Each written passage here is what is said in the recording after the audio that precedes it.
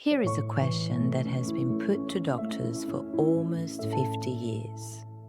A disease affects one person in 1,000. There is a test for it. The test never misses a real case, and it has a false positive rate of 5%. You test a random person. The result is positive. What is the chance they actually have the disease? Most people, including most clinicians, say 95%. The real answer is closer to 2%. That gap between what the test feels like it says and what it actually says is what today is about. Because a positive test is not a diagnosis. This isn't a trick question, and it isn't new.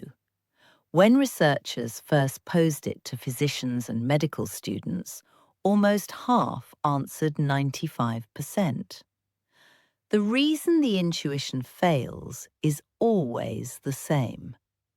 We forget one number that the test result never shows us: how common the disease was to begin with. Let's take 1,000 people. One of them has the disease. The test catches that one, a true positive. But the test also has a 5% false positive rate. 5% of the other 999 is about 50 people. 50 healthy people who also test positive. So now look at everyone who tested positive. One person who is sick and about 50 who are not. The chance that a positive person is actually sick is 1 out of about 51, roughly 2%. The test didn't lie. It did exactly what it was built to do. The answer feels wrong because we ignored the base rate, the 1 in 1,000 we started with. Here is the part that changes how you read every result. The same test gives a completely different answer depending on who you give it to.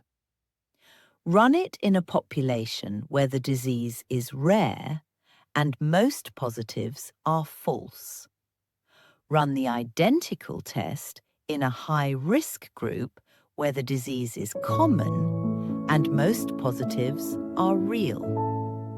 The test's accuracy never changed. The population did. This is why a positive screening result in a healthy, low-risk person means something very different from the same result in someone with symptoms. The number on the page is the same.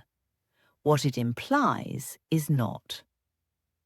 Why is this so hard, even for experts? Because the test result arrives feeling like a verdict. Positive or negative, yes or no. And our minds quietly drop the background rate, the thing that isn't printed on the result. There is a known fix. When the same facts are shown as natural frequencies, 1 in 1,000, 50 in 1,000, instead of percentages and conditional probabilities, both doctors and patients get it right far more often. The math didn't get easier. The framing got honest. None of this means screening is useless or that a positive result should be ignored. A positive test is a reason to look closer, often the start of a real workup. It is just not, by itself, an answer. It shifts the probability. It does not settle it. A positive test changes the question. It does not, on its own, change the diagnosis. So the next time a result comes back positive, ask the question the number can't answer on its own. Positive.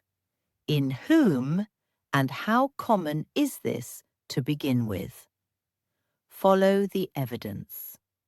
I'll see you next time, under uncertainty.